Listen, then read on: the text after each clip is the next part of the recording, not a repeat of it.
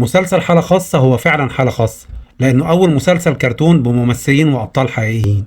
اللي بيخليني أقول إنه مسلسل كرتون إن المسلسل ما فيهوش أي صراع حقيقي، حتى علاقات البشر بينهم وبين بعضهم ما كانتش علاقات حقيقية، فالدنيا كلها زبادي خلاط وما فيهاش أي مشاكل. يعني مثلا مكتب أماني ده مش مكتب محامي، وده مش كلام أنا، ده كلام محامية كبيرة زي نهاد أبو القمصان، هي اللي طلعت وقالت إن ده مش مكتب محامين أساسا، وإنه لا دي طريقة مناقشة قضايا ولا دي الطريقة اللي بيتعامل بيها المحامين مع الموكلين بتوعهم. كمان كانت حاجة ساذجة جدا إن نديم هو الوحيد اللي يبقى معاه مفتاح حلول كل القضايا اللي اتعرضت عليه خلال فترة وجوده في المكتب. افتكروا كده، مفيش ولا قضية جات لأماني النجار غير نديم هو اللي حلها، وحلول القضايا كلها شبه قصص المغامرين الخمسة والشياطين التلتاشر.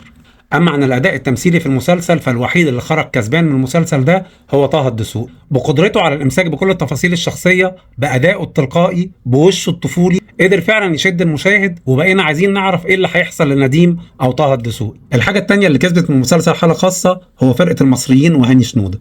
المسلسل تقريبا عمل إعادة اكتشاف لفرقة المصريين، لأنه في فترة الناس نسيت أغاني المصريين ونسيت يمكن هاني شنودة نفسه، لكن المسلسل فعلا عمل لهم إعادة اكتشاف وخلى الناس كلها تدور على الاغاني بتاعتهم، وسواء الجيل الجديد اللي بدأ يدور على اغانيهم ويكتشفهم كأن هم ما كانوش موجودين قبل كده، او جيلي اللي رجعته نوستالجيا اغاني المصريين لذكريات الزمن الجميل والايام اللي احنا كنا عايشينها واحنا صغيرين. لو شلنا العنصرين دول من المسلسل اللي هم نديم وفرقة المصريين، المسلسل ما يفضلش فيه اي حاجة، ولا يبقى مسلسل يستحق المشاهدة من اصله. الاداء التمثيلي في المسلسل يعتبر عادي، غادة عادل عملت اللي عليها في المسلسل في حدود الدور المطلوب منها.